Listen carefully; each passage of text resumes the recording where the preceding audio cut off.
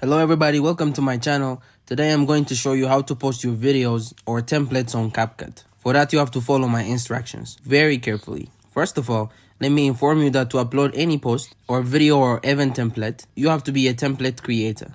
And for that you have to edit regularly. And the agency or customer service or Capcut will be able to identify use the template creator. So after being a template creator, there will be a button after exporting any video just below the share button, and that will be shared as a template. So let me show you where the button will be up here. So if you create any project and if you export, there will be a button just below share to TikTok that will be shared as template. So if that button appears, that means you have made the right choice. Be able to be a template creator. So you have to just click on and your template will be uploaded.